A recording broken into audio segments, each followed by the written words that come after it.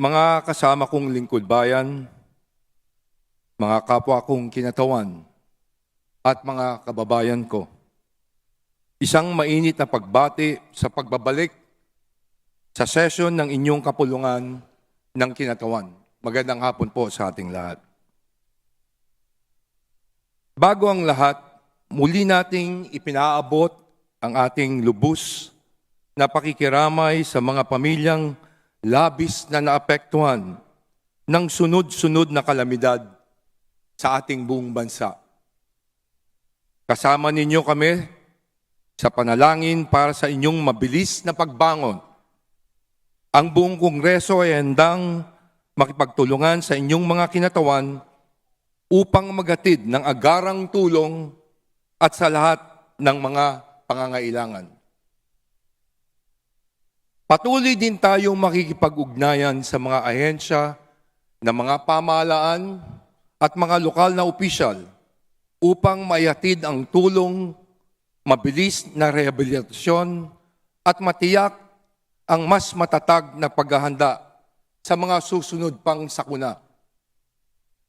Sa gitna ng bawat unos, pinapaalala sa atin na ang paglilingkod ay hindi lamang tungkol sa paggawa ng mga batas, kundi sa pagpapakita ng malasakit sa pagkilos at pagbibigay ng bagong pag-asa.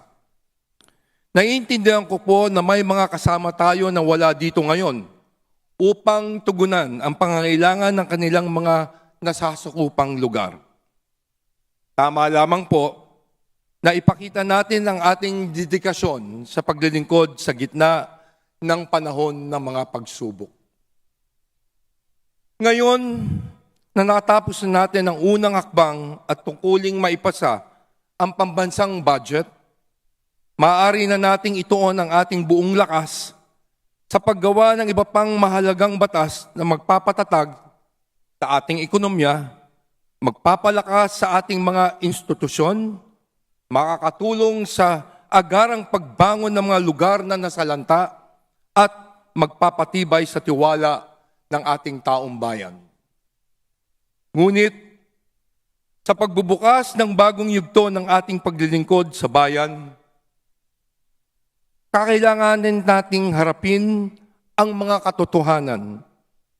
May isang hamon na patuloy na umahadlang sa pag-unlad, isang sugat na matagal nang nananatili sa ating lipunan.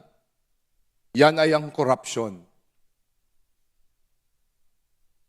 Ito ang kalawang gobyerno na ito ang kalawang ng gobyerno na unti-unting kumakain sa tiwala ng ating mga mamamayan.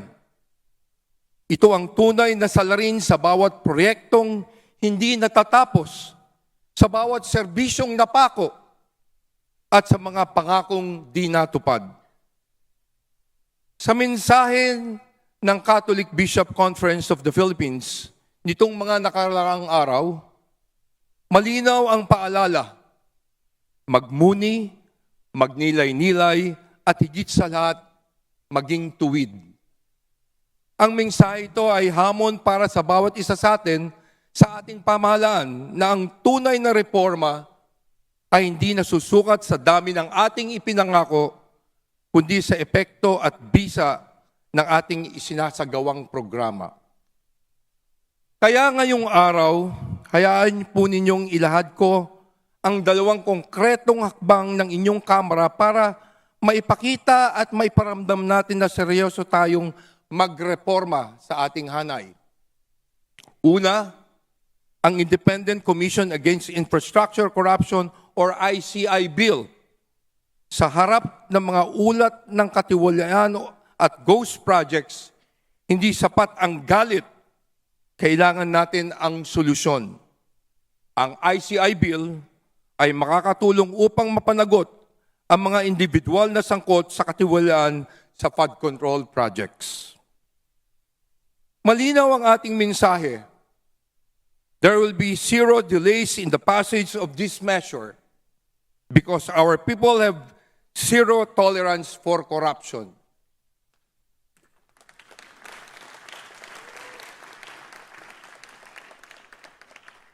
Kaya malinaw din po ang direktiba natin dito. We will pass this before we adjourn this December.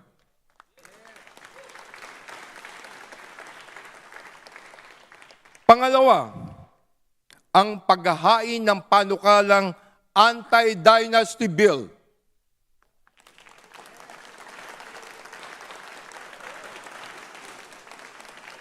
Panahon na upang harapin ang isa pang usapin na matagal nang nakasaad sa ating konstitusyon, ang pagpapatupad ng batas laban sa political dynasty.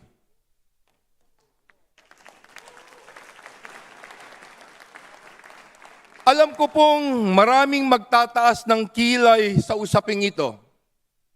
At aaminin ko rin, alam kong may mga matang nakatuon sa akin.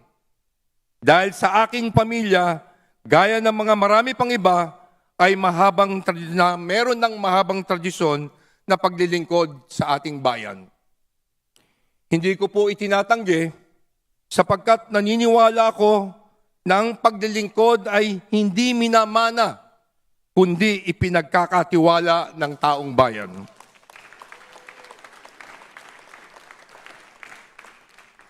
Sa totoo lang po, marami po akong pamilya na nasa pwesto, pero may ilan din naman pong natalo sa eleksyon. Sa uli, taong bayan pa rin ang nagpasya kung sino ang gusto nilang mamuno sa kanilang mga lugar. Kaya't, samahan po ninyo kung isulong natin ng isang panukalang batas na magbibigay ng malinaw at makaturungang definasyon ng political dynasty. Isang definasyon na tapat ng diwa sa ating saligang batas na nakatuon sa pagpapalakas ng ating demokrasya. Ang layuning ito ay hindi upang hadlangan ang sinuman, kundi upang palawakin ang pagkakataon para sa mas maraming Pilipino na makakapaglingkod at makibahagi sa pamahalaan. Mga kasama, patunayan po natin, hindi lamang sa salita kundi sa ating mga gawa, na bukas at handa tayong makinig sa ating mga kababayan. At dahil dito, nagmumula ang tunay na direksyon ng ating pong pamahalaan. Na seryoso tayo sa pagpapatupad ng mga bagong reforma dahil alam natin dito nakasalalay ang tiwala ng ating taong bayan.